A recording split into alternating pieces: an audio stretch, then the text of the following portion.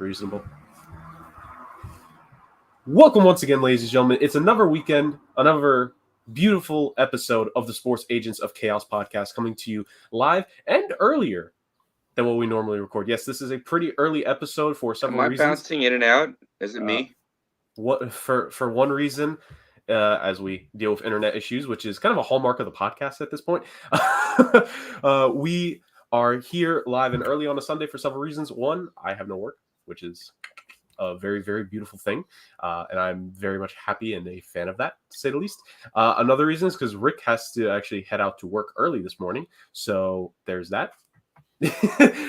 and really no fault of Rick's own, because work has just been a cavalcade of issues. That might be next week's review / rant of the week, and nothing to do with his job, just the weather. And I think the weather has conspired against you this week, Rick. I think it's been a little bit rough for you this go around. The current score of this week of games is the Fog Monster 3, Wilmington 1, and Brooklyn 1. So yeah, it's been interesting for sure.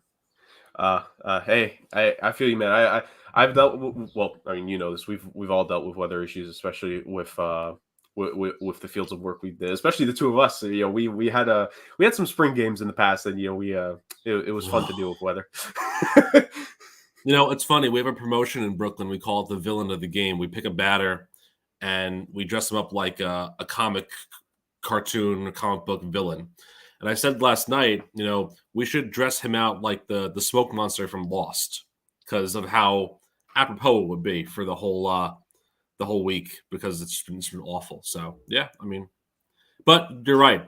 We've had our share of terrible spring weather and games moving to Mondays when they shouldn't be moved to Mondays, and games starting at 9 a.m. on Sundays, and you know, wanting to hit a few coaches on the side of the head, like, you know, what are you doing, sort of thing. So.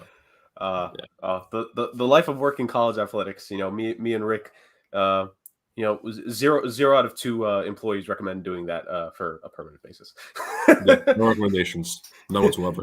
Not great for the mental health. Not great. Or your sanity. But you know, our reviews of past occupations aside, it's a big week this week. Of course, as always, Sports Agents Chaos, Iceman Jurgen with you. Rick, Podfather Rick, of course. Justin will be back in a moment. Like I said, hallmark of the pod is at least one of us has to have internet issues each and every single episode. Sadly, it seems like Justin is the one that has to suffer with it this week. I kind of feel for the guy. This is what happens when you have an AMD processor for your laptop instead of a Intel or, you know, something like that. I don't. You know, I know tech, but not really that well. So. Hey, it's one of 2 things. It's either the laptop or the Wi-Fi, and hopefully there's no Wi-Fi issues this week, because I'm nowhere near Xfinity this time. You know, you're also kind of in an outdated National Predators shirt. You know, they got swept. You know that, right? I had nothing else to wear. That's fine. That's fine. I see your Predator shirt, and I raise you my Whalers scarf for no apparent reason. So. Hey, and my tin cup hat also. This is the episode of just, you know, attires that make absolutely no sense, ladies and gentlemen. But we're not going to waste any more time as we await for Justin to eventually rejoin us. You know, kind of like I said, you know, we're here on Sunday. We typically do shows on Saturday, but this time we're on Sunday. But I think it's only right this week, Rick, that we're doing this episode on Sunday, because this is, you can kind of consider this, you know, our London episode of the pod schedule. Because yes, ladies and gentlemen, this past week the NFL fully released their schedules. They released it, you know, bit by bit. We got a couple games here and there prior to the full release, but now we are here.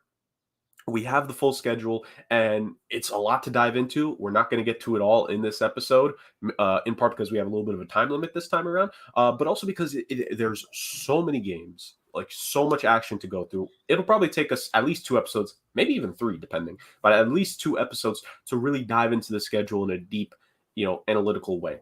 But I think we also Jerg learned from our 3-hour draft special to never do a 3-hour episode ever again. Yeah, that's also a big reason. Now, granted, you know, people turned out for that. We highly appreciate everyone that listens, especially that mock draft, because it was not as smooth as it should have been. You know, respectfully. Now, we did a hell of a job.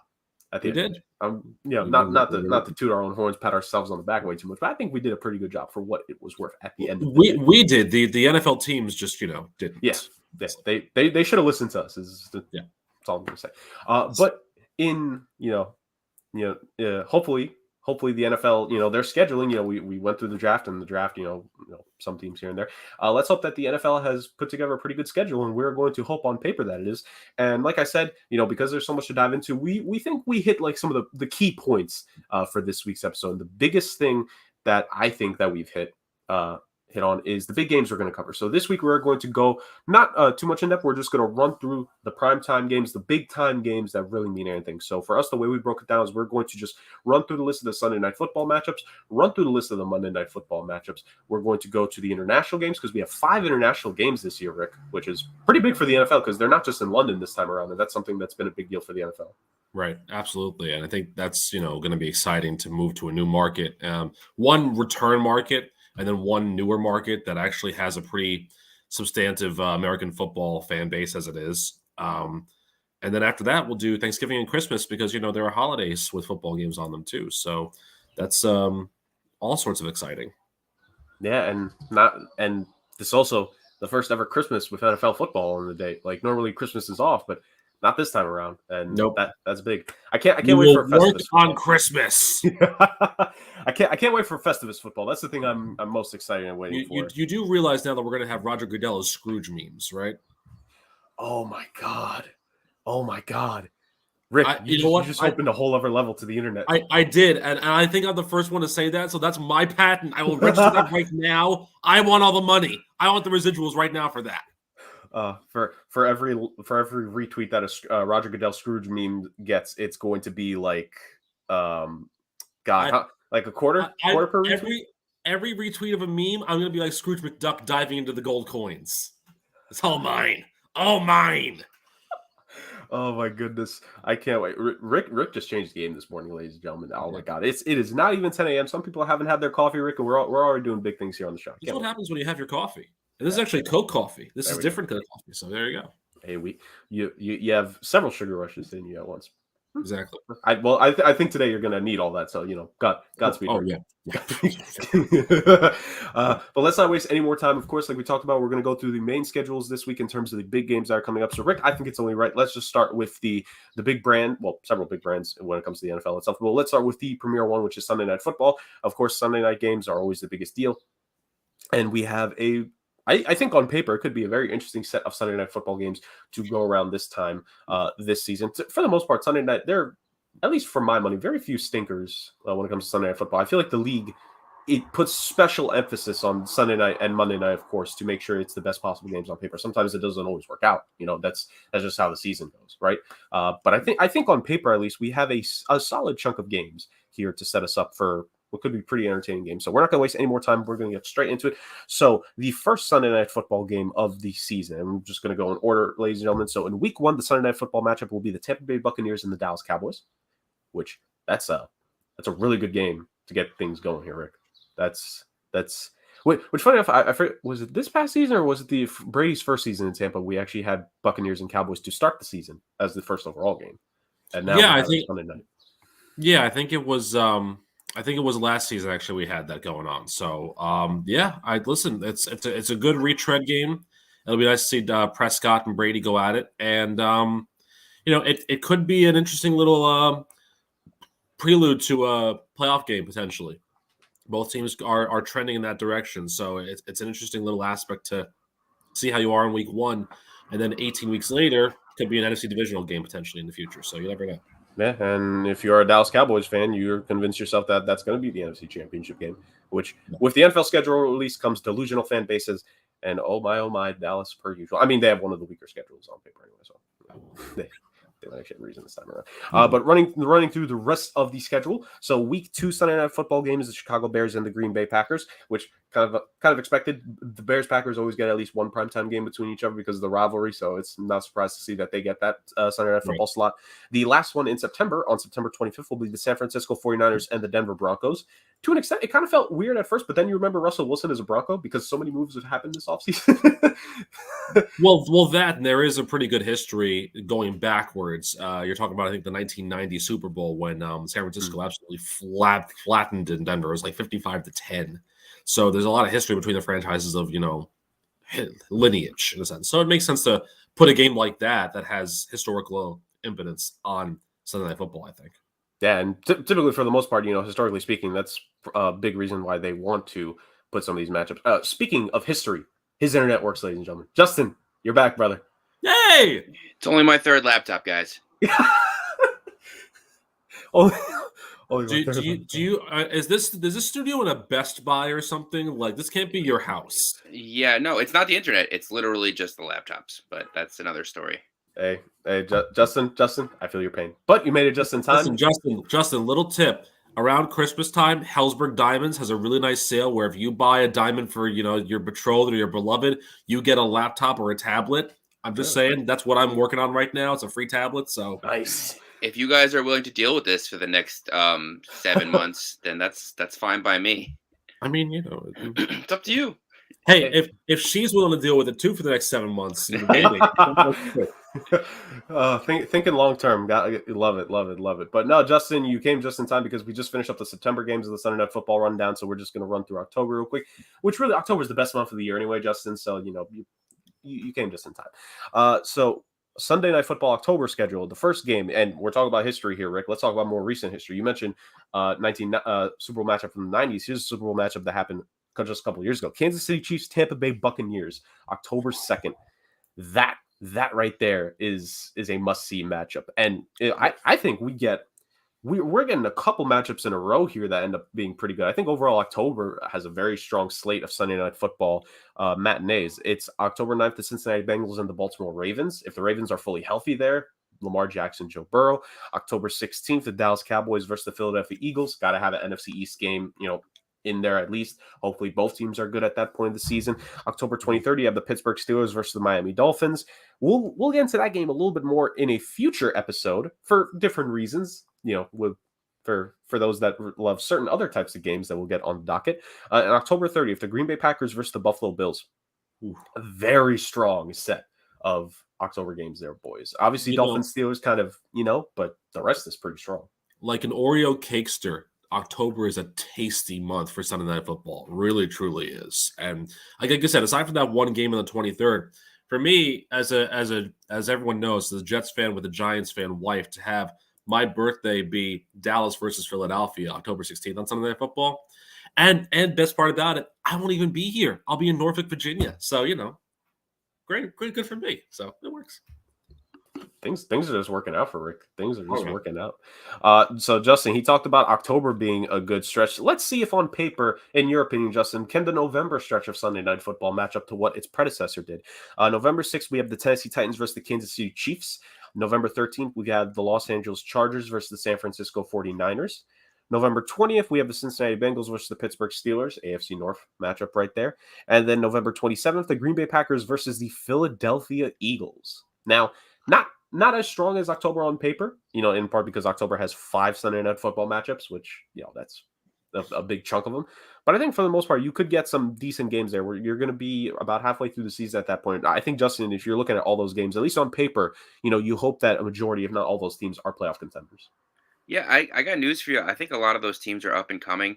I'm really excited about that Eagles team. I think that they actually really stepped it up this year. I know that we don't want to talk about it now, but I have them as my division winners for this year in that one. So I think it would be a great matchup against the Packers in the end of November. Honestly, really, all of these games are like the cream of the crop to me. These teams. I mean, maybe Pittsburgh doesn't have that quarterback, but they still have the best defense in the league, in my opinion. The only matchup that I don't really care about is primetime Kirk Cousins versus Mac Jones. I don't know. That's just me maybe, but I don't see that game being that the one that fits with all these other contenders. But listen, all those games, I'm excited to see those guys play. Those should be premier matchups in November. And in a different docket, we will get to that specific game you mentioned there in a moment. But yeah, I think you bring up a good point. And maybe for the Steelers game, maybe not the first one, Rick, maybe not for the October one, but perhaps by the November one, Kenny Pickett could have taken over the reins there in Pittsburgh. And then you have a young quarterback right there against the Cincinnati Bengals and Joe Burrow. Kenny Pickett, Joe Burrow, hopefully you got something going there. I think two guys, funny enough, if you really look at it, two guys in similar situations where it was their final year in college that really propelled their draft stocks.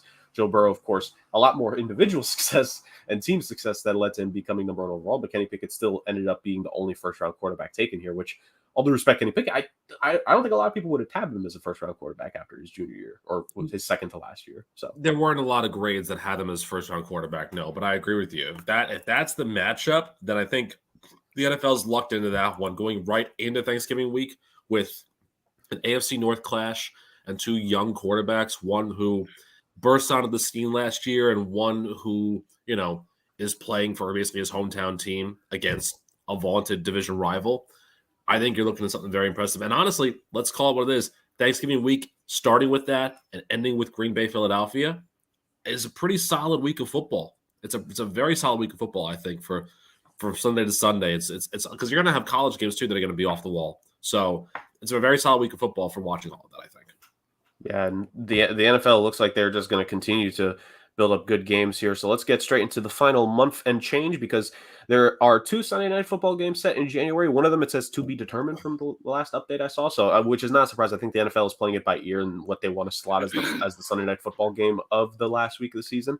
Yeah, that'll probably be the flex game for they'll see whichever teams are in the divisional hunt and which hasn't clinched yet, and then they'll kind of go from there. Or might even be like a battle for the number one seed or something like that. So yeah, it will not be a Jacksonville-Houston game. I can tell you that much. And we're all thankful for that. Throw that to Thursday night football. Can't believe you guys have such little faith in Jacksonville and Houston, man. And moving on, the final month plus of the season. So December 4th, we get the Indianapolis Colts and the Dallas Cowboys. December 11th, we get the Kansas City Chiefs and the Denver Broncos. December 18th, we get the New England Patriots versus the Las Vegas Raiders. December 25th, the Tampa Bay Buccaneers versus the Arizona Cardinals. Merry Christmas, everybody. And January 1st, the Los Angeles Rams versus the Los Angeles Chargers. And like we said, January 8th is the flex game of the schedule, like Rick said. I think that's a very smart move, by the way, for the NFL. Like, have the whole schedule up in the air for Week 18 in terms of time frames, and then you figure it from there. I know maybe some teams could get annoyed by that, but that's the way it is. You know what you can do to make sure you get a good game? Get good. Get good. You have a week to prepare for it. That's the answer. If you're annoyed by it, well, too bad. You have a week to prepare for whatever time you want. So yeah. You should strive to be that night game all season long. You want to be a good team in the hunt. Maybe you don't want to be playing for a spot at that point. Maybe you would like to already be clinched, but hey, it should be a goal at this point. I'd rather play at Sunday night than 1 o'clock and not be in it. Oh, I would too, Justin. It's just perfect that the Jets are nowhere to be found on the Sunday Night Football schedule. They haven't been on Sunday night. Oh, they haven't been on Monday Night Football in a long time. When was the last time they were on either one? God damn it! What was the butt fumble? Yeah, the butt fumble was on Thanksgiving, wasn't it? I probably yes, it was. Yeah. Yeah, I remember walking out of that game. Well, I remember walking into that game. I don't remember much else. Wait. Ironically, you two both went to that game? No, I remember it being on TV and I walked out. Oh, okay. Yeah, that's a similar experience for me, actually, by the way. I think I walked in somewhere and there was a bar and I literally walked into the bar as the butt fumble happened, and then that's all I remember. People don't forget, Mark Sanchez had like 3 interceptions in like 2 minutes before the butt fumble. And the Patriots scored, I think, on one of them, and then they had like 2 quick touchdowns. They scored like 3 touchdowns in a matter of 5 minutes, and then he had the butt fumble. And I said, "That's enough for me. Thank you. I'm gonna go out." And Mark Sanchez will never forget Brandon Moore, or that side of Brandon Moore, I guess. Neither will the rest of us, apparently. Ugh. Lord Almighty! I was about to say, if both of you had ironically been to that game, who would have figured that the butt fumble game would have been the very basis, would have been the agent zero of the eventual Sports Agents of Chaos podcast. I was about to say thank you, Mark Sanchez, but I guess not. I guess we could still thank him in some way, shape, or form. We all know what the impotence was for the Sports Agents of Chaos. It was some random Wednesday afternoon women's soccer game at Queens College that we all had to die with. You know what it was? It was the Lincoln game where it was 11-0 in a driving rainstorm. It was that game. Oh my God! Actually, yeah, was that Justin's first day, kind of seeing what it was like? It might have been. I think it was also my birthday too, so it was she was double. I don't remember going to a game in the rain. I feel like I would have got that. I think I started the next semester. I think you would have quit. I think you would have quit if you had to do that. I think Justin just took that game out of his memory, which good for you, Justin. I wish the two of us could. I do my best. You got to cut out those. It's the only way to move forward. You got to cut out those bad memories. If only. Wait, teach us. But overall, a very good slate of Sunday night football games. I think you have a mix of kind of like what Rick talked about, rivalries in there with the Green Bay Packers and the Chicago Bears, Who knows what Chicago is going to be like? But the NFC North, that matchup is always going to catch intrigue because that is the longest standing rivalry in the history of professional football, as we learned because they essentially kicked off the 100th season a couple of years back. And then you have a couple AFC North matchups in there, NFC East. You got a lot of that. You got a couple previous Super Bowl matchups. Some in short term. I think on paper that Buccaneers Chiefs games could be.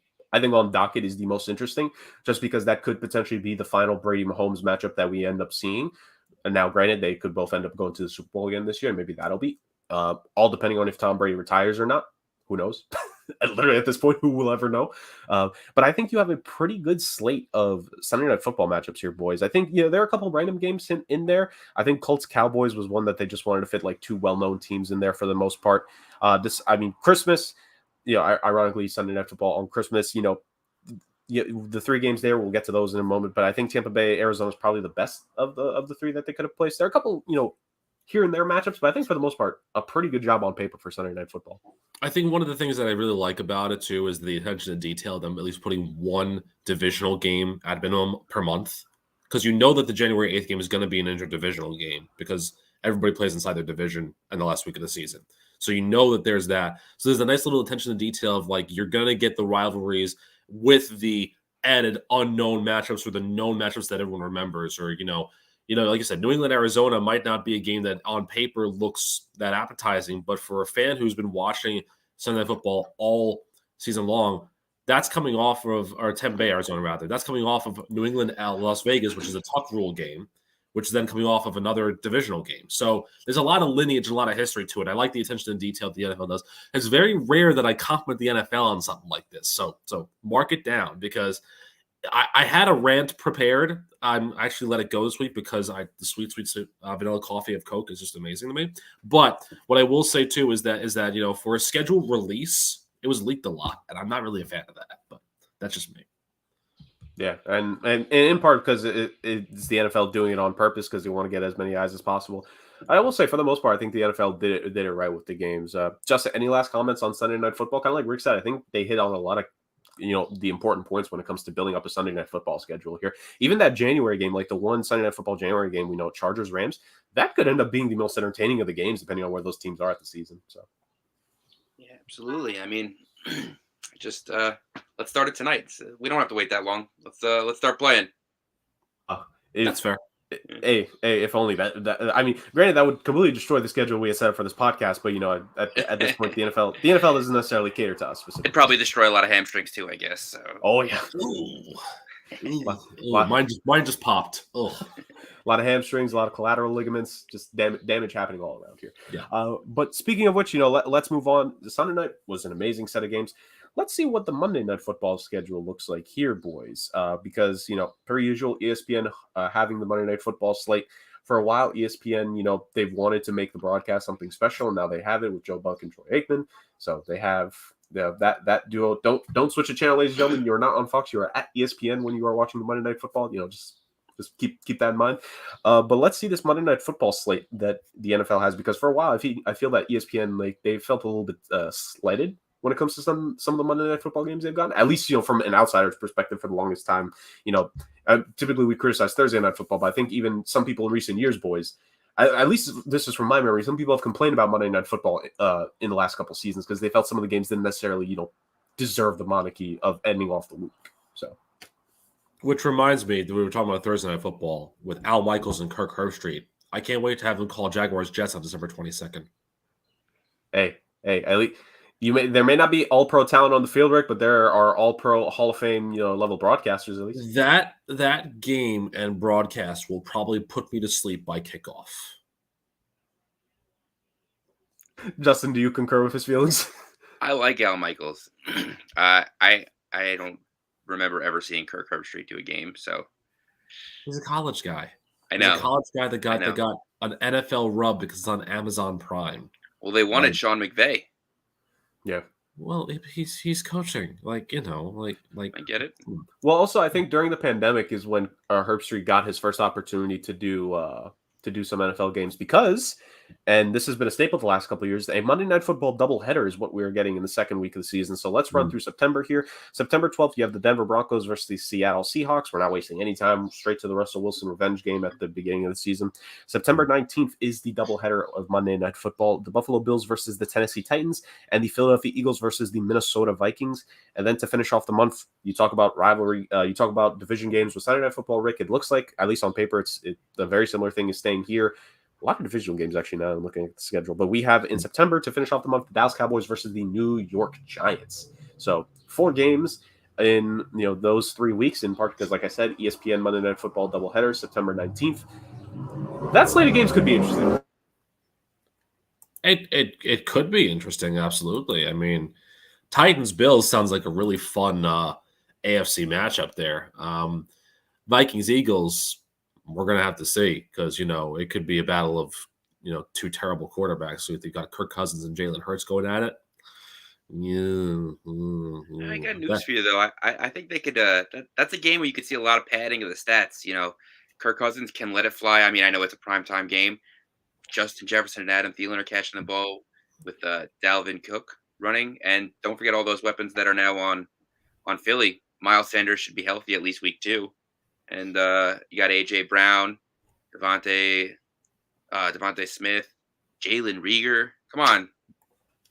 Well, my biggest question, too, is... We just lost the Eagles fans on that Jalen Reagor comment. Yeah, seriously. Who just traded for Brian Edwards? Was it the Eagles? I think so, yeah. Yeah. He's actually a very, very good talent that the Raiders had gotten late in that draft. So my biggest question for the second game, since that's the later game, that's the ABC game.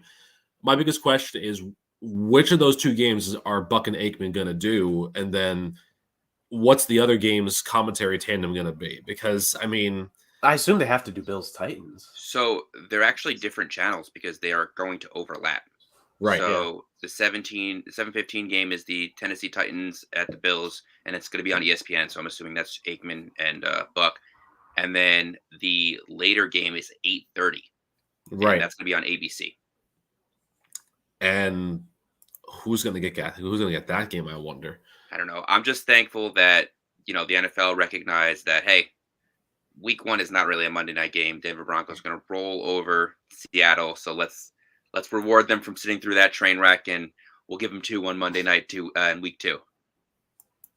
Yeah, I mean, it's gonna be bad. The only reason why you're watching Denver Seattle is for Russell Wilson to come back, and once the first 5 minutes are there, it's like, go watch a rerun of Scandal or something like that. Instead.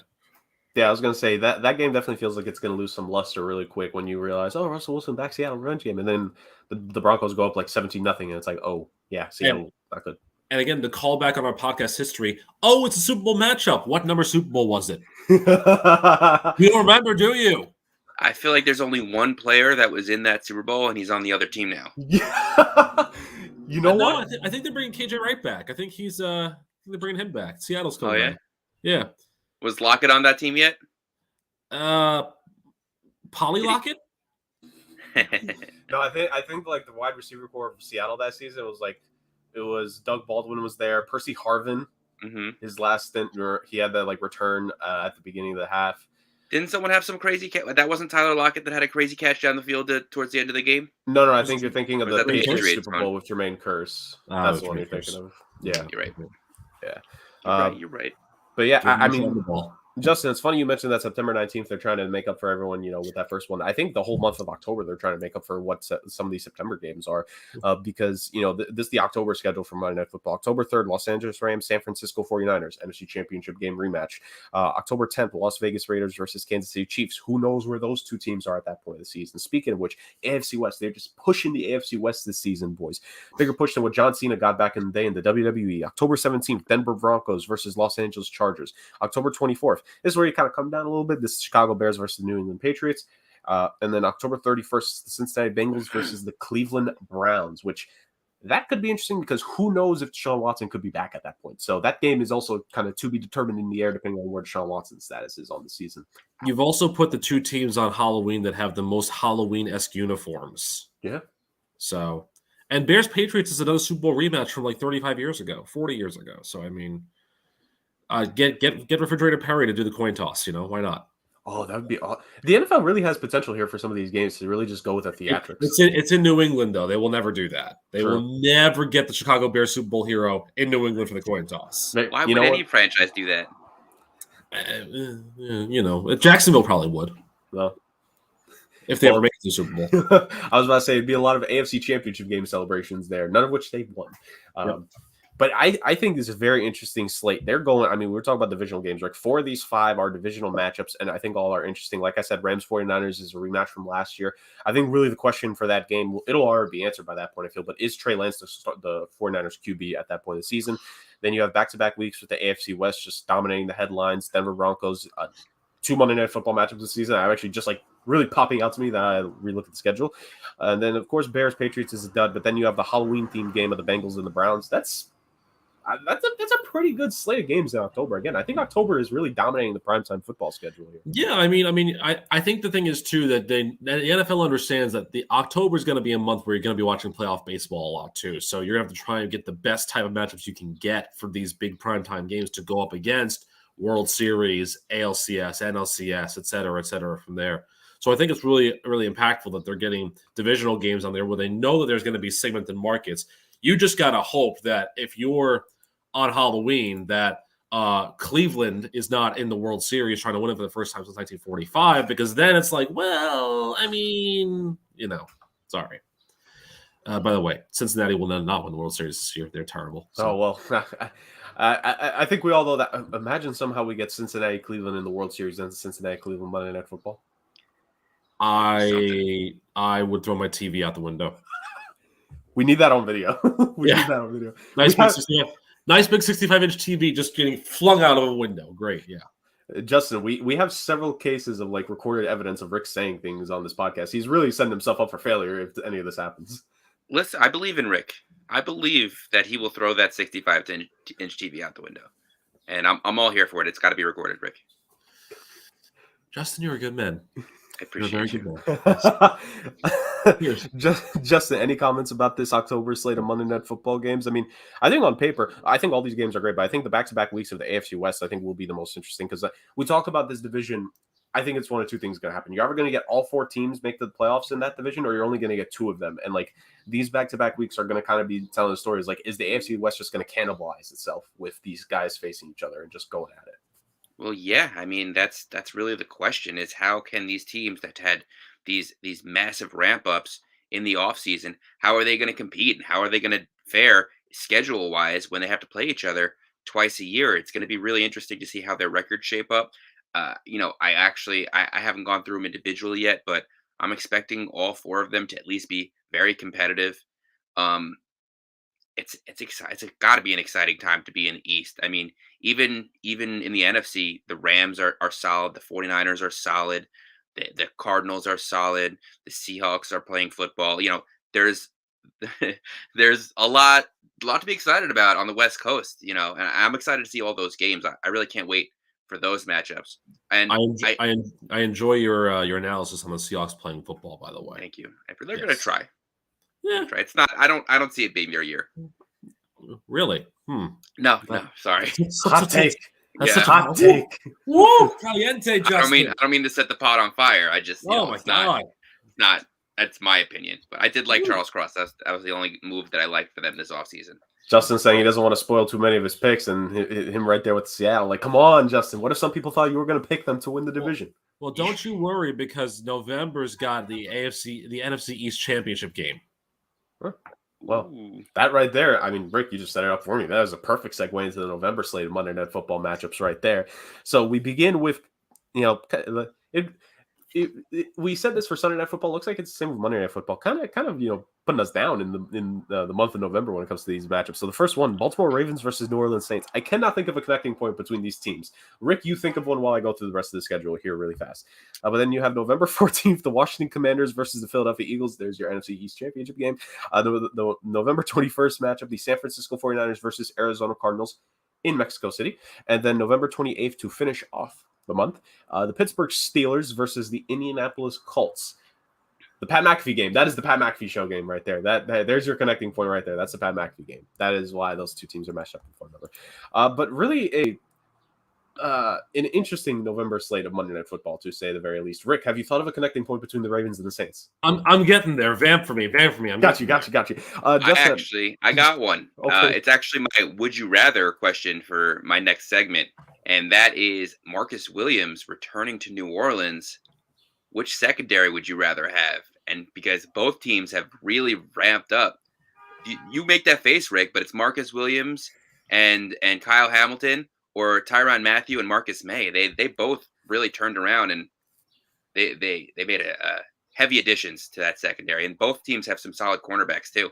Well, So yeah, that's going to be a game with a lot of picks. Well, much more run yards, I think. Well, I have a better connection than that, I think. The last time Baltimore was in a big game in New Orleans, the lights went out. So will there possibly be another blackout, or will Beyonce suddenly take the field for a Monday Night Football game? Who the hell knows? Wow. The would you rather question to the fans this week: whose reason is much better for the connecting point of that game, Rick's or Justin? Get a poll up. We need that in the comments right there. But no, really, like this month of games, it feels slightly underwhelming compared to the October slate. Maybe that just actually I can't even really give a reason. But yeah, I mean, you still hope on paper at least that that first game is a competitive one, kind of like Justin said. Who knows? It could end up being a defensive matchup, one of these old school like 13-10 games that we end up seeing. The November 14th game, of course, for this podcast purposes, that is going to decide who wins the NFC East. Apparently, then you have one of the international games, which we will get to in just a couple moments. That full schedule with the November 21st matinee, and then November 28th Steelers Colts. Like I said, Pat McAfee game. He played for the Indianapolis Colts, and Mike Tomlin always told Pat McAfee if he ever came back or if he was ever a free agent, the Steelers would have gone after him because he's a Yinzer. He's a Pittsburgh boy, one of Pittsburgh's favorite sons. So really interesting set of games there that you kind of have to claw under the surface to look for the reasons there ultimately. I mean, I feel like whenever it comes to schedules, I think we always get a surprising game here and there. I don't think it was a Monday Night Football game per se, but I just remember Deshaun Watson's rookie season when the Texans went to the Seahawks and everyone thought it was just going to be a blowout of a game, but Deshaun Watson made that a game because that was his like breakout performance in his rookie season.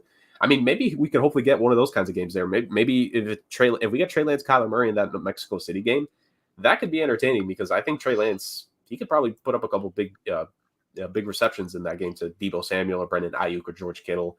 And you have Kyler Murray, who, I mean, second half of the season, I don't know, those Cliff Kingsbury teams tend to falter, but hopefully you get a good game there at least. So we have what could be an interesting set of games there. And actually, boys, I almost forgot. It is another revenge game. November 14th, Carson Wentz versus the Eagles.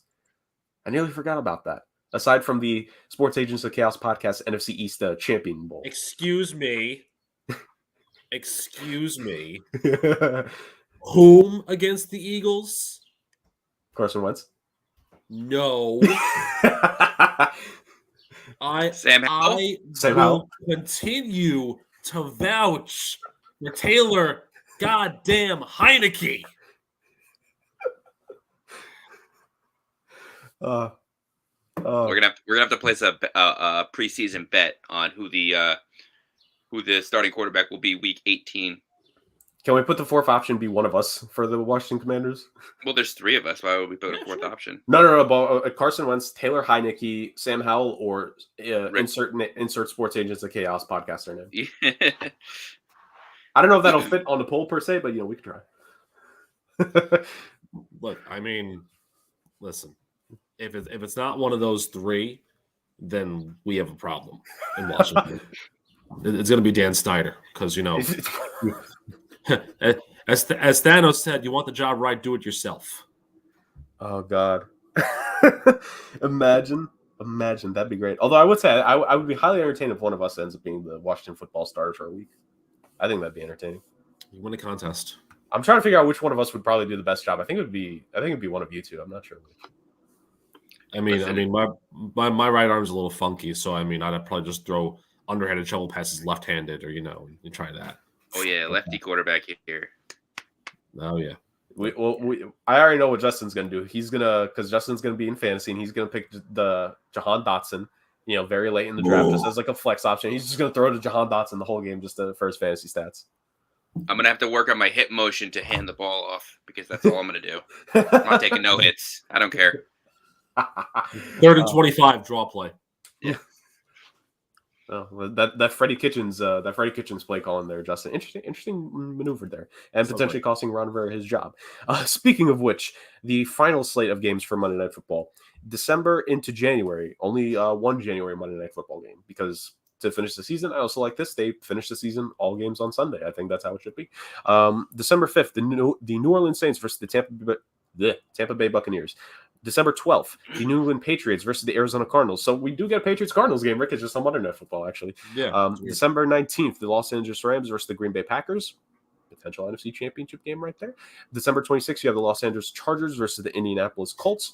And then January 2nd, the Buffalo Bills versus the Cincinnati Bengals. That could be an interesting game right there. So pretty strong slate of games to finish it off. Really, November being the literal middle child, because October and December have really strong schedules here, boys. Justin, of those 4 December and January games, I think all of them could potentially deliver. Maybe that Patriots Cardinals game might be the least dramatic one of them, but I think on paper the rest of them are pretty strong games, to say the least. Absolutely. I got all these teams doing well this season. Probably minus the Patriots. I mean, still think they'll win 8 games, but to me, New Orleans is one of those sneaky teams this year. I think they're going to have an excellent year. People are going to downplay their acquisitions, but they had a good year last year. Jameis Winston is coming back healthy. They've revamped that offensive line. They've added weapons in Olave and Jarvis Landry. They've revamped that defense. I don't think the loss of Marcus Williams is really going to hurt them that much now that they have Tyrann Mathieu and Marcus May. They got a top defense. They're going to be sneaky good this year. I'd like to see how many games Kamara is officially suspended for, because I think he'll probably get like a 3 to 4 game suspension. But they could be a dark horse team coming out of a weaker NFC this year. And they somehow always beat the Buccaneers in the regular season. So that's going to be a good game. And the other one that's really on my radar is you gotta look at the Buffalo and Cincinnati game. I mean, that's a for sure, future and an AFC Championship game, or at least AFC playoff game that I'm excited to see. I really, really want to see Joe Burrow go up against Josh Allen. I think it's going to be an excellent game. So I'm excited for that. Almost could have been the AFC Championship game. Oh, for sure. I think you could see both, as you said, Rams Packers could be an NFC title game, Bills Bengals could be an AFC title game. I think those are two excellent matchups to end the year, because you're going to see them probably as repeats in the playoffs for years to come potentially. The one sneaky thing that I have about December is December 12th. We all know this. We're just going to have to accept it and mock it. This is the Bailey Zappi game right here.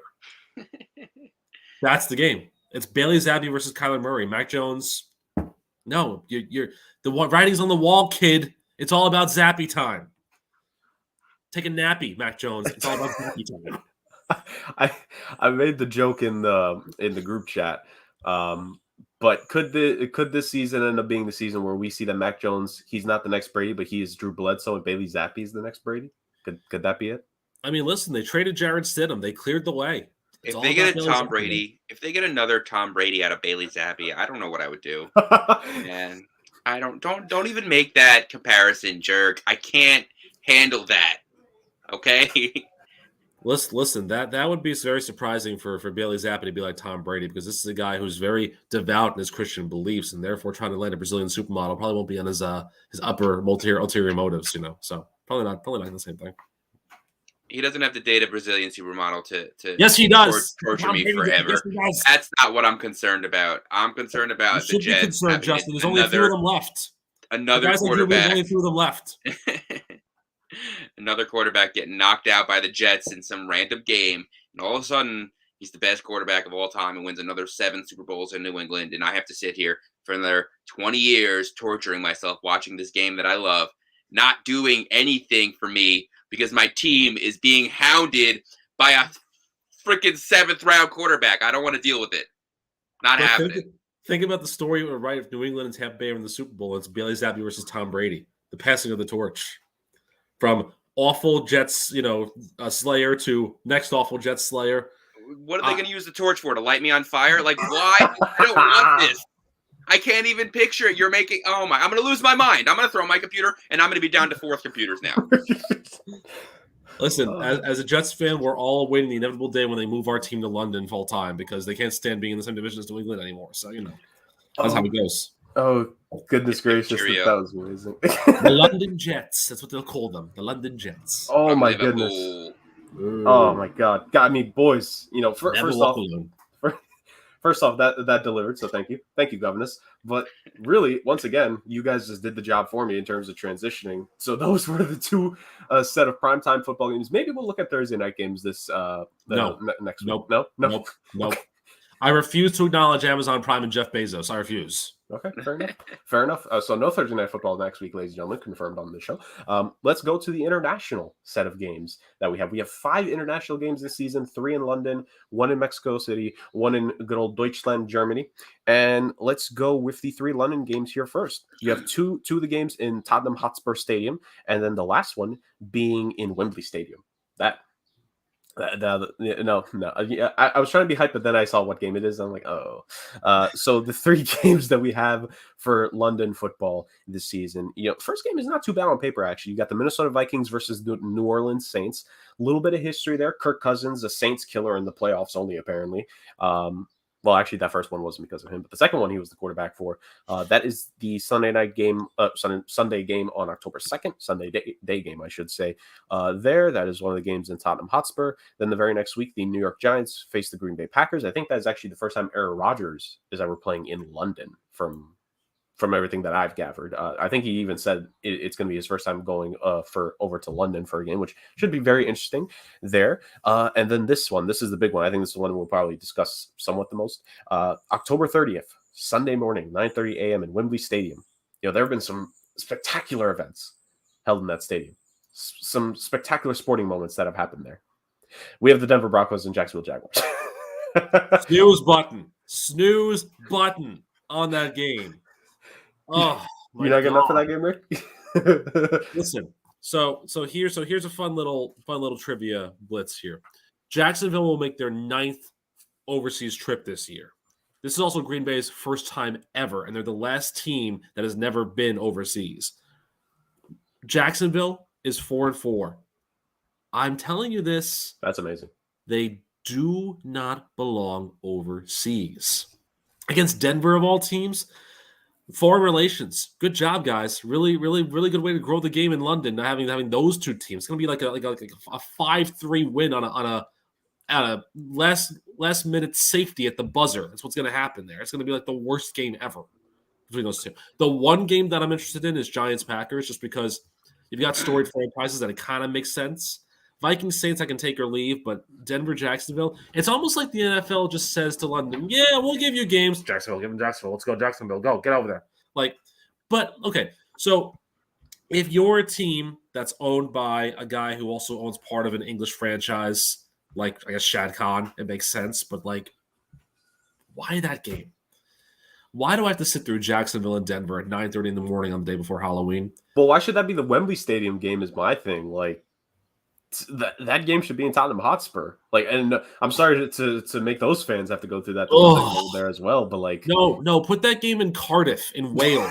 The Welsh, they don't need anything. Give the Welsh nothing.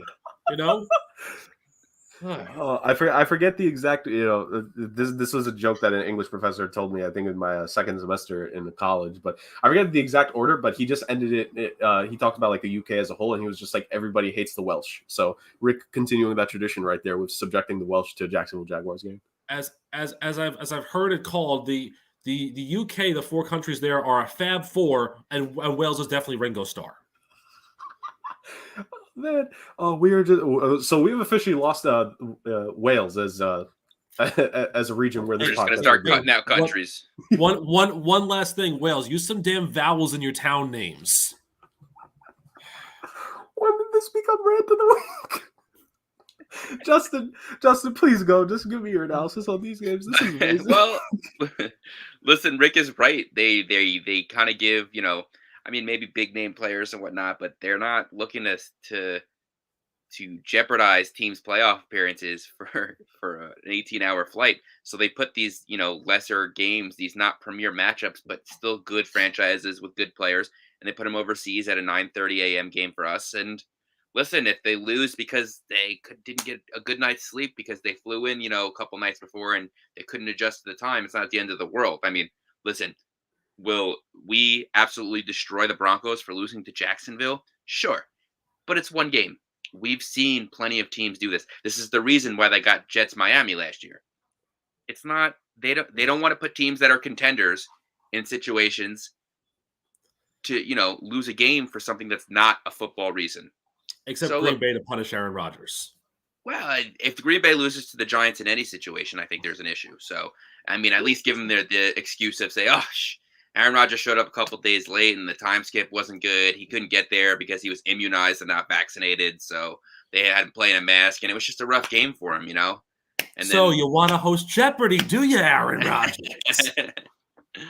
So, Oh, goodness. yeah, listen, I'm excited. Listen, for every bad game and all that stuff, European football days are my favorite because I get to wake up at 9 o'clock, eat breakfast, and then I have football from 9:30 a.m. to 11:30 p.m. And what could be bad about that? Having good games from 9:30 a.m. to 11:30 p.m. That's better. Yeah, but listen, unless you're doing full road trips for them and having like a team play a 2-3 game stretch in there, they really I understand. I don't want to put my team's records in jeopardy. No one would want to play. Yeah. Okay. All right. It's like it's like a homecoming game overseas. Like if you're the Packers and you're in contention, do you want to play the Rams overseas? No. No. The Rams wouldn't want to play that game either. Why would they? Even in week 8, when you're trying to get off to like a good middle part of your season, you're getting there. Why would you want to put that major game over there? I understand it more if they go to like Mexico, where you kind of just like drive, or like it's not really a huge time difference. The weather's a little different, but it's not the end of the world. Like, why would you jeopardize your team's ranking for that situation? So, like, I get it. I do. It is unfortunate for the fans in London, but what are you gonna do? I think just for the most part, these games being there is big, and I mean they've grown a fan base there. People have always tried to say for a very long time if the NFL would create a team in London, and we're obviously not going to get into that because that's a whole other can of worms to open on a different podcast episode. But I just think that I think the NFL needs to settle for there being these overseas games, and that's it.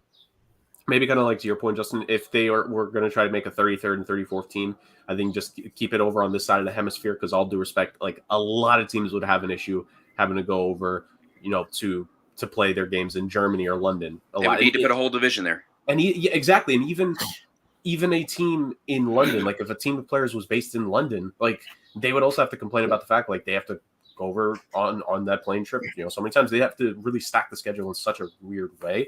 That'd be a real real whoop-de-doo when it comes to the schedule. I can't wait to see if they actually do end up making a London team, what that schedule will look like in the future. Because I mean, they did that. They did NFL Europe from 1991 to 2007, and it worked when there were teams that were over in Europe that had that sort of mindset, and they still have a European League of Football over there. I mean, fun fact: Jim Tom Sewell is the head coach over there in Germany. Oh yeah. So, yeah, he's coaching the Rhine Fire, which was an old franchise from the NFL Europe days. So they have that play there. And you're right. If they just envelop the European League of Football and they do it properly this time, then, yeah, you could see an expansion. But then again, you're right. The question then becomes, well, okay, so are we going to have the Super Bowl champion in the United States play the European football champion to determine who is the best world team? No, because, like, the third best team in the NFL can whoop the first best team in the European League of Football day in and day out until they build up that this is why the World Cup of football, the US wins like 75-0 over Japan every single time. Like it's not, you're not growing the game well because people think football and they think association football, they think soccer. They don't think about American football because it's just, why would I throw the ball when I can kick it and head it instead? Stuff like that. So. And you're also I've been banned from Wales officially, by the way. We're like kind of like Justin said. So we start small. We're alienating team fan bases. Then last week and the week before, we're alienating regions of the U.S. And now we're just alienating whole countries in general. There's for wanting to grow. We're really going the NFL model. We want to grow the podcast, but we don't mind alienating people on the way. Next week it's planets. I have some things about Saturn I have to say that aren't very good. God, I can't. I actually want to hear a Rick's review about Saturn. I want to hear that now. Oh God. Moving on from that, Rick. Once again, you're just the king of this, man, because you make it easy for me to go into the very next games. So the last international games, we're going to start with them good old boys in Germany. The game in Munich, the Seattle Seahawks versus the Tampa Bay Buccaneers, November 13th, 9:30 a.m. That's a game. Sure, I thought you were going to tell me the next game's on Saturn. I was like, what transition did you have in mind? Very low gravity. Very low gravity. Not a lot of fun for anybody. I he needed low gravity to grip the ball a little better. I mean, to be fair, he did mention Germany. He mentioned the Munich Fire. And then a couple weeks, the very next week, Monday night. So this is the Monday Night Football game in Mexico City. Justin, this is what you talk about in terms of, you can make it work over on this side. In Mexico City, you have the San Francisco 49ers versus the Arizona Cardinals in Estadio Azteca. Now that I've completely butchered the name of that stadium. God, we're banned from Mexico now, too. Jesus. Now that I've completely butchered that, I'm not even going to begin to try to pronounce what Munich's arena is called. We have those two games. You have Seahawks Buccaneers in Germany, first ever football game in Germany. Allianz? Dude, it's Allianz Arena. Remember they tried to almost have MetLife Stadium called Allianz Stadium, but there was those, German things that basically they couldn't have, the ties there. So yeah. Look, here's what I'll say quickly. I like the idea of the Mexico games because for whatever reason, the Mexico games always do really, really well. And I think even the game that was supposed to be there a couple of years ago that they moved to LA because of the field conditions was a 51-45 game. That was the Chiefs-Rams game. Yeah. That was an insane game. So they generally scheduled that really well. I think what it is too is they're trying to go around all this normal schedule. So like Tottenham and Wembley are reserved for football, for soccer, but that's done by May. It doesn't start up again until probably like September or November, but it's early. So you can kind of get away with that. Estadio Azteca in Mexico City, Cruz Azul, and the Mexican Premier League that plays there, they're done by that point. So I think that's the end of their Apertura season. So I'm bringing the Spanish viewers back to my knowledge of the Mexican Premier League.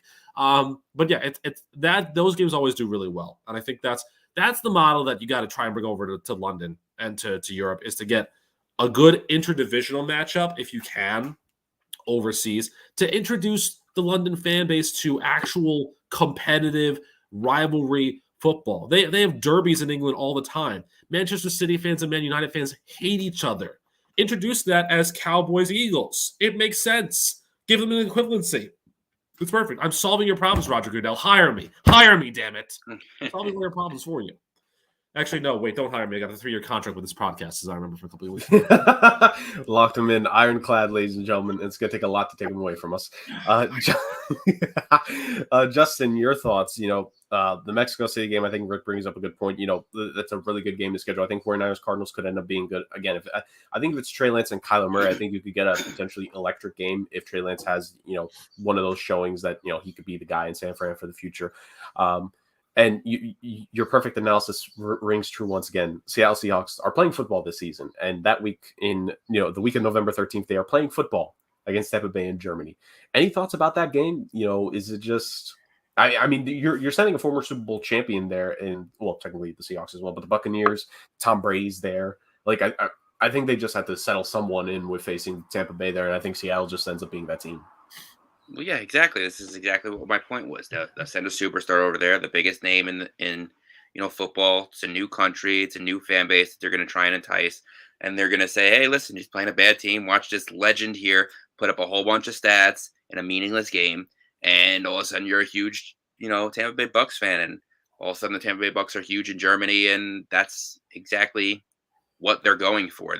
All they need is to have their team, have their fans sink their teeth into one fan base, and all of a sudden, they have that following, and that's where the money's going to come from.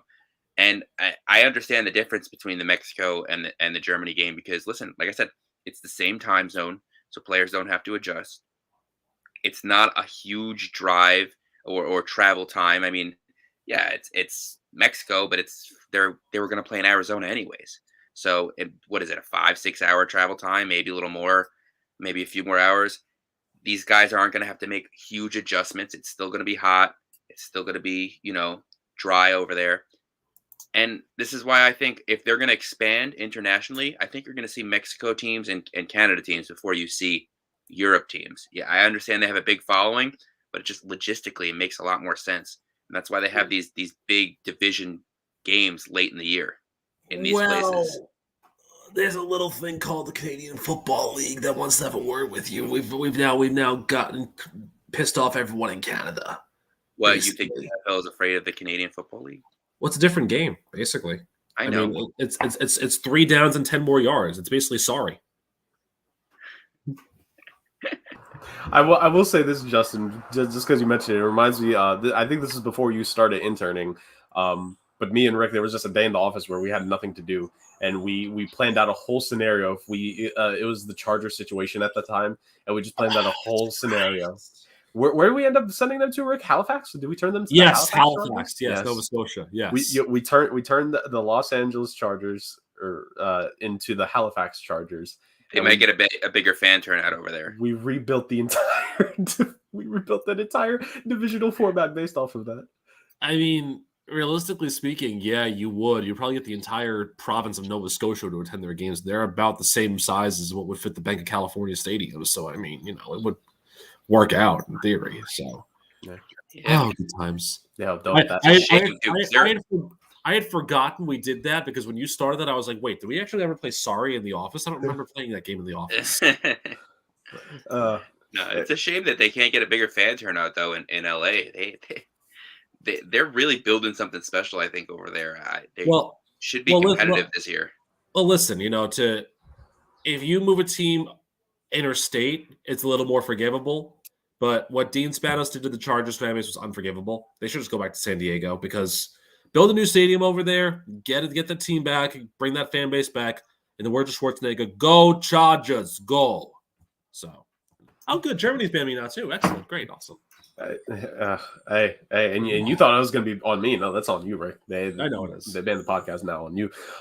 No, I think when it comes to the Chargers, it's what you say, Justin. They are building up something that could be special there, but it's just that here's the thing, and you guys know this because you've also taken sports business classes as well. At the end of the day, the biggest competitor to any sports team is not just the other sports teams in town. It's just entertainment in general. And when it comes to Los Angeles, there's so many other things to do aside from going to a Los Angeles Chargers game. And just the Rams themselves have to compete against that. Now, if you're the Chargers, you're competing against all the other things. You're competing against the other name brand teams in sports that are around you. The Dodgers, who won a championship recently. The Lakers, who won a championship recently. Granted, they're terrible this season, but still, the Lakers are a brand that always carries. Yeah, but people are going to go to the Lakers, before they go to a Chargers game. But they're going to go to a Kings game before a Chargers game. Yeah, but now that's what I'm saying. You're now the 6th or 7th team in that city. But yeah, that's what I'm saying. And you put that team there, and now this is the biggest thing. I guarantee you, Spanos was cheering for the Bengals in the Super Bowl because the Rams winning the Super Bowl now, that makes them the it team. And they were always the it team, but that makes them far and above the Chargers in terms of the importance in pecking order. It validates them being the it team in LA. Yeah, for sure. For sure. It's all so bad. It all plays against the Chargers, and it really makes you wonder if we should just move them to Halifax like me and Rick did that one time. Moving on, moving on from that. So we've gone through the international games, ladies and gentlemen, offending several countries along the way. We went through the primetime games, bits and pieces here and there. We've mentioned a couple of the things. I'll say this because one of my coworkers actually said this when we were getting the games day by day, but it really felt like the holiday season in terms of the NFL schedule coming out. It felt like akin to something like Thanksgiving and Christmas. And you know what? We're here to give you this. We're going to finish off the podcast talking about the games set for the holidays. Those are the Thanksgiving games, the yearly tradition, and the new tradition. Games on Christmas for the first time ever, which should be very interesting to say the least. The NBA is sweating right now because that is direct competition with them, so that will be intriguing to see how that ratings battle wins out. Spoiler alert, the NBA is not going to win that one. But we have those games, so we're going to go with Thanksgiving right away because, Death, Taxes, and the Cowboys and Lions play on Thanksgiving, fellas. So let's go to those that slate of games. I'm assuming this is going to be the order that they're played because this is the order that's listed. We have the Buffalo Bills playing at the Detroit Lions on Thanksgiving Day. You have the New York Giants playing at the Dallas Cowboys at Thanksgiving Day, so divisional game at least. No Commanders or Eagles, though, so our podcast doesn't care about that game. And then the final game, the insert random third game on the Thanksgiving docket. This might be the most intriguing. Funniest, actually, I should say, not intriguing. The New England Patriots play the Minnesota Vikings. Mac Jones versus Kirk Cousins. That's all I got.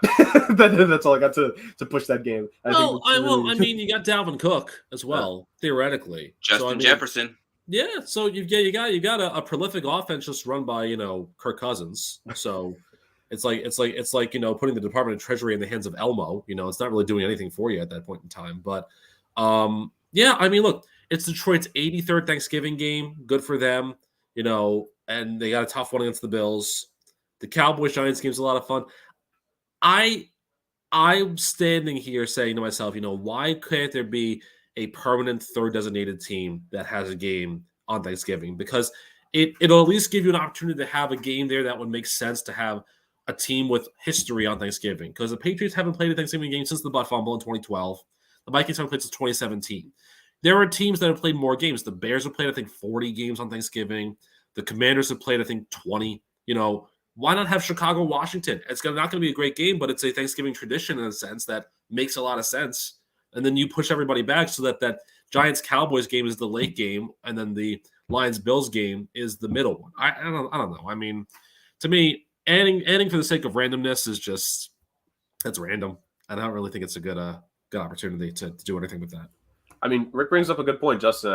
I kind of want to throw it to you. Should they have a third set game? Because it kind of feel like some of these matchups are just out of literally out of left field. Like Patriots, Vikings, they're both cold weather cities in cold weather state.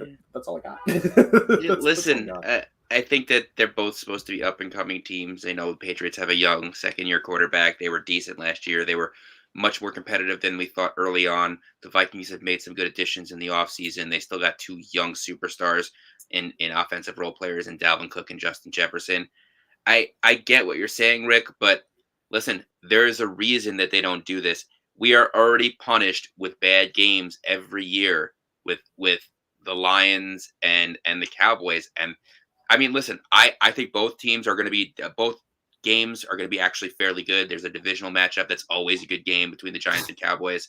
The Bills are a great team. They should blow out the Lions, but I'd like to see what they're putting together. I think those players play hard for Dan Campbell. So I'm excited for this year's games, but if you put a third team like the Bears and you manage to end up with a Bears-Falcons game on Thanksgiving, your ratings are going to plummet, man. It's all about the money. You have to make sure you're putting on a showcase game with some young talent, some young players. Would I have chosen Patriots-Vikings?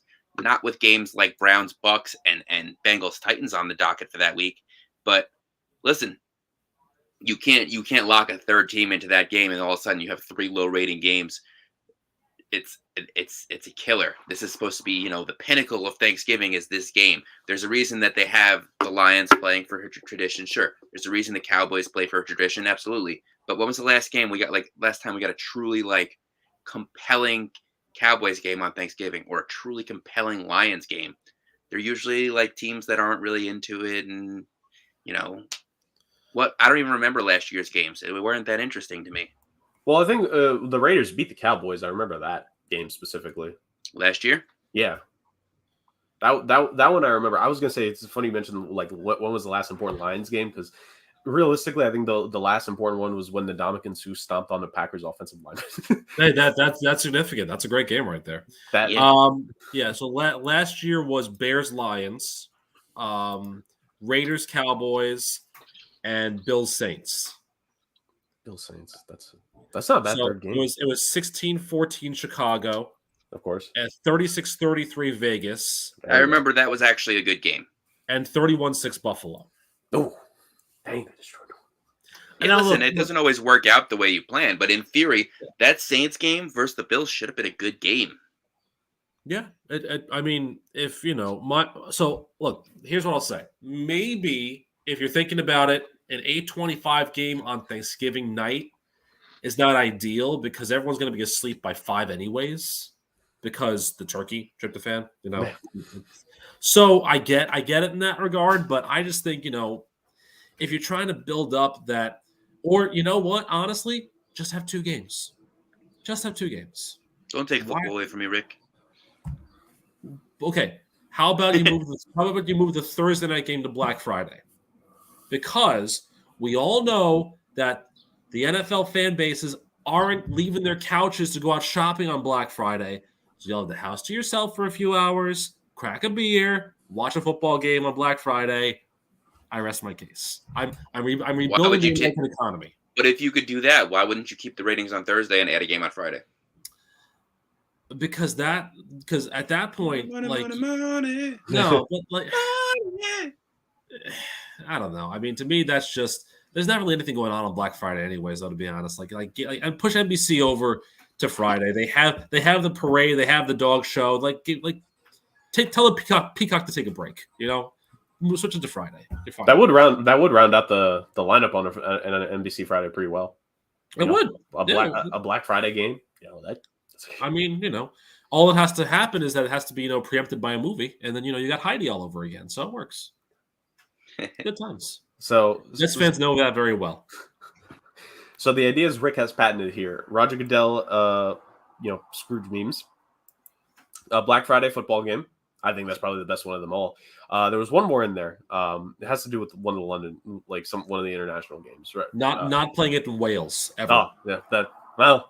That I can't necessarily patent because I think everyone is in agreement on that one. Yeah, it's true.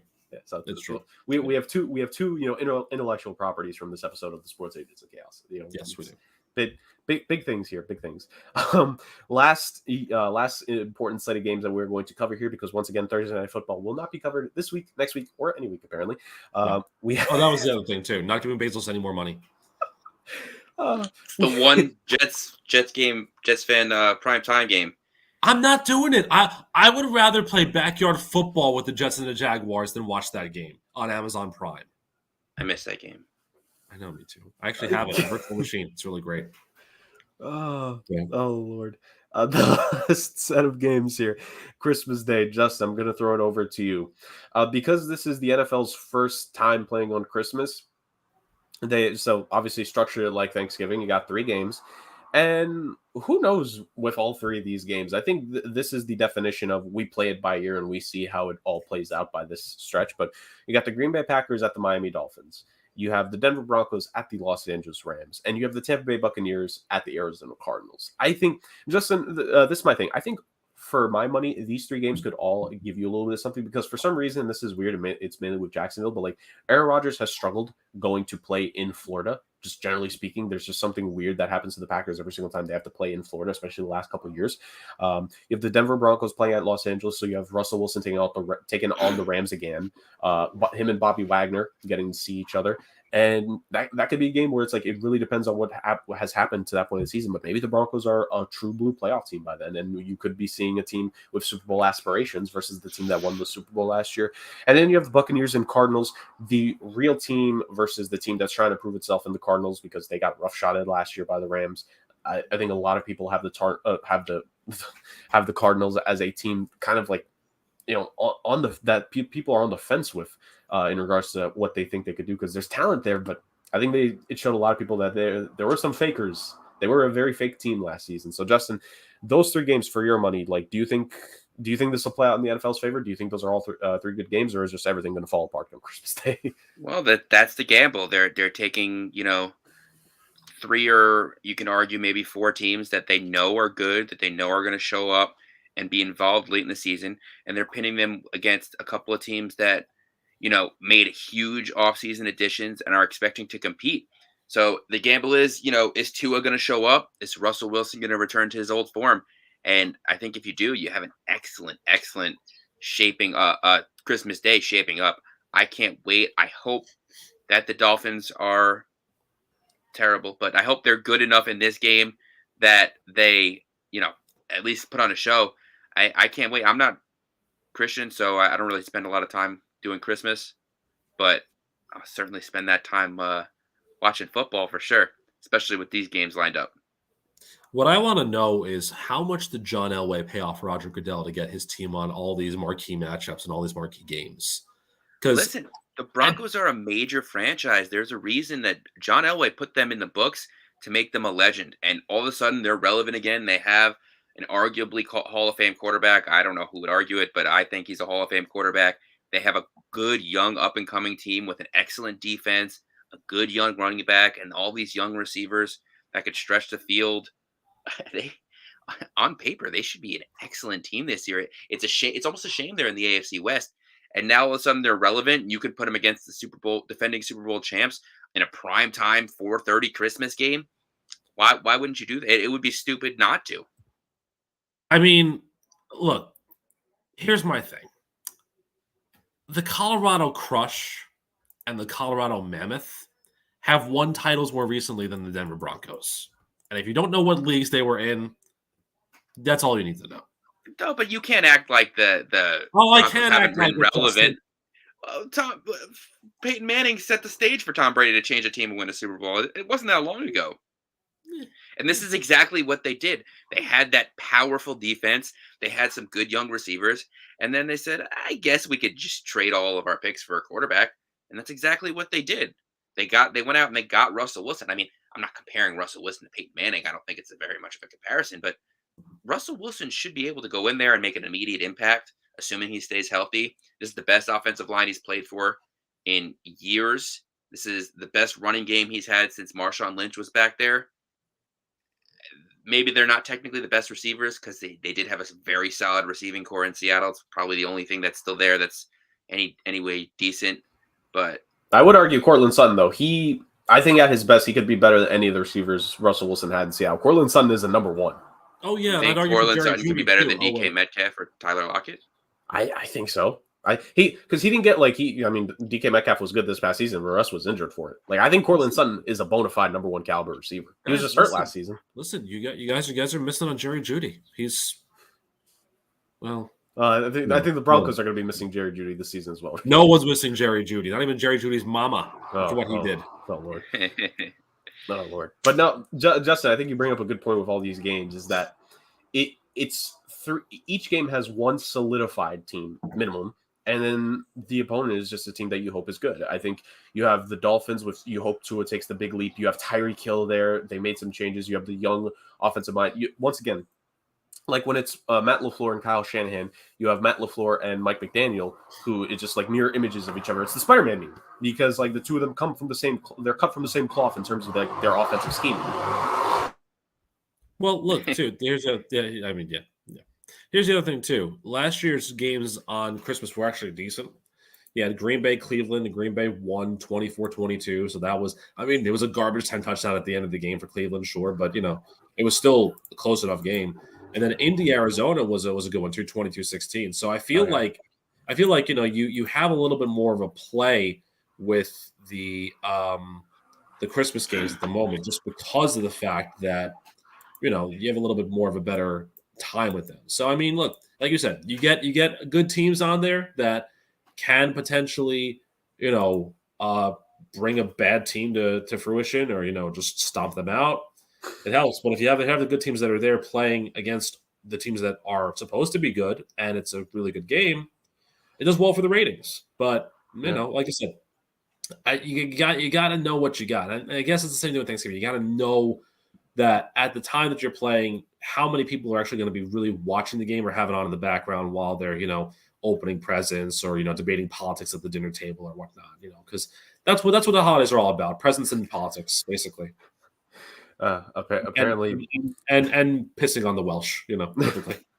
Jesus Christ. We have completely lost that country. There's a point of no return there. But no, to your point, Rick, like that is kind of the risk you're taking as the NFL. With building up these overseas games, them playing in Germany for the first time, going back to Mexico for the Mexico City game, like you take a couple of risks with the games that you set up, and you just hope that they pay off. And I think that's what this Christmas, because again, like they're going against the NBA, and the NBA has owned Christmas Day for a very long time. And now, granted, NFL is king sport. Like there was a time, I remember it was like 5-6 years ago, I forget who said it, but someone said that the NBA would eventually pass the NFL as the number one sport in this country. It just hasn't, because the NFL just finds a way to continue to dominate in every which way. And this, I think, will be the biggest thing where it's like if the NFL can just nail it on Christmas Day, we're going to see the NFL on Christmas Day become a tradition for a very, very, very long time to match up with the NBA. And like this, like the first of everything is always the biggest, and this is going to be the big deal. Like I was saying, like Tua and Tyreek Hill, you hope that they can match up with Aaron Rodgers. You have the Broncos, hopefully that they have it together to be able to go up against the LA Rams to at least have a competitive game, and you want the Broncos to still be a playoff caliber team by that point. And then you have the Tampa Bay Buccaneers and the Cardinals. Again, the Bucs, Super Bowl championship caliber team. They'll probably be, I think they will be in playoff contention, obviously. The Cardinals, maybe you hope that, that second half slump just doesn't hit them. You could get Kyler Murray versus Tom Brady to be an electric game, which I think that would be highly entertaining to say the least. Like, you just want, you need these gambles to work. And with the NFL, like that's the thing with scheduling. Sometimes they work, sometimes they don't, so that's kind of the risk you're taking. I mean, if you're going to gamble though, wouldn't you want to take a gamble on 4 Super Bowl winning quarterbacks and 2 quarterbacks taken within the top 5 in the last 2-3 years? I mean, fair. Listen, this is what they've been building these teams up for. They should all, in theory, be competitive at this point. So they've all made some positive moves in the offseason. The only question mark at QB, I would say, is probably Tua. But by week 16, you're going to see what he's made of. Let's go, Teddy. Basically. Yeah, I mean, look, it's interesting. I mean, to think about Aaron Rodgers being 2-0 on Christmas Day already with 8 touchdowns, that's the best record on Christmas and the most touchdowns on Christmas all time.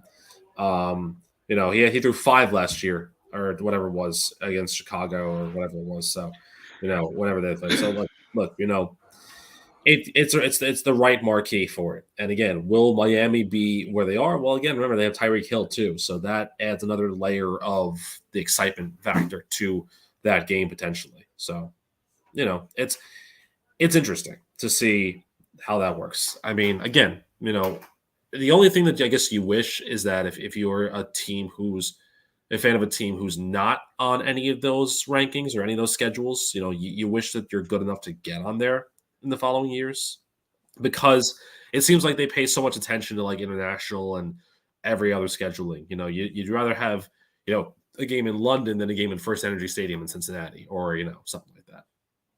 So, I don't know. I will say this just because you bring it up, Rick. The Detroit Lions, no other primetime games this season aside from their usual Thanksgiving Day game. Which, is interesting because now you're talking about possibly having a high-profile offensive target. Jameson Williams getting the ball thrown to him by Jared Goff or, David Blau. So. And no one will see any of those catches. Tim Boyle. Yeah. Poor MCDC. He deserved better this season.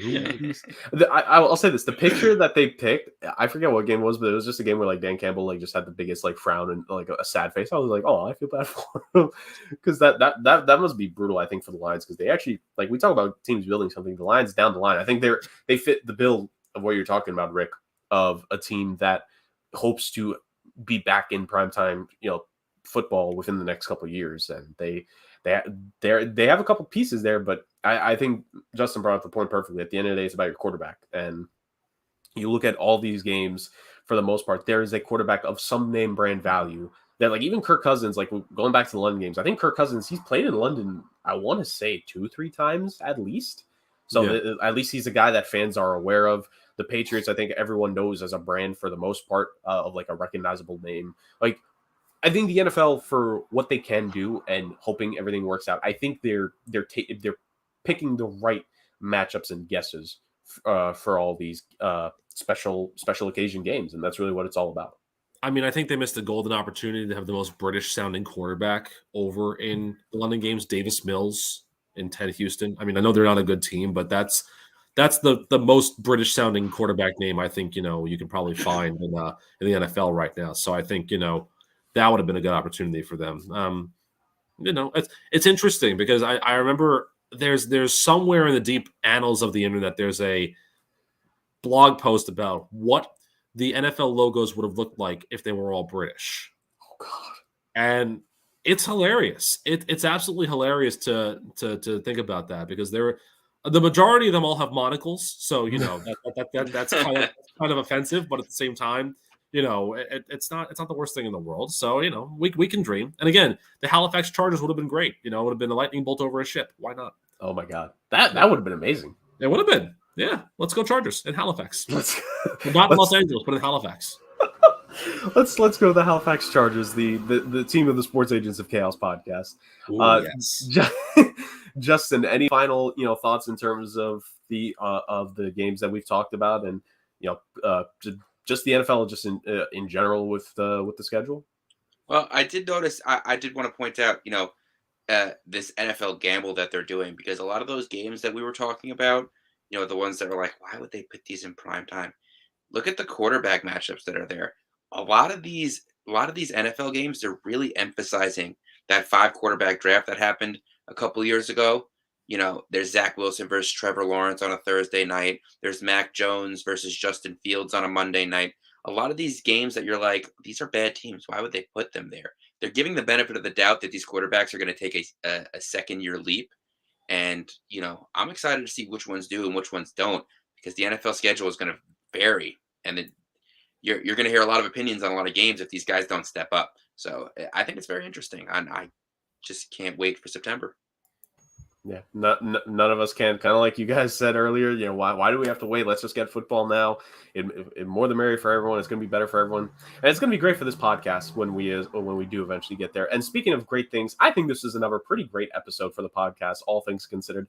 We dealt with the usual elements against us, aka technology and the outside world. But once again, boys, I think we did a bang-up job presenting everything: the primetime games, the big games, the important dates of the NFL schedule taken out in this episode. But we're not done with schedule talk, ladies and gentlemen. Like I said, because it's just so much to talk about, one episode is not enough. So we will be back next week in regards to talking NFL schedules, because NFL Thursday Night Football has been barred from being mentioned on this podcast in greater detail. What we're going to end up doing is we're going to look at not all of them, but some of the notable team schedules, particularly the teams with high and low strength of schedule percentages based off of their opponents that they had last season. It's going to be interesting to dive into some teams that have easier schedules compared to the teams that have the harder schedules. And of course, I mean, again, 2/3 of this podcast being Jets fans, we are going to take a little bit of a dive into the Jets schedule, to say the least, next week.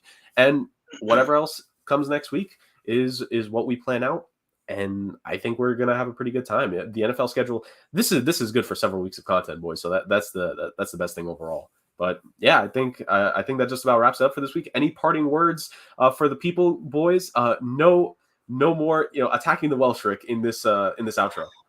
Okay, no, I will actually glorify the Welsh on one specific thing. Okay. There's apparently 4 times as many sheep as there are people in the country of Wales. So.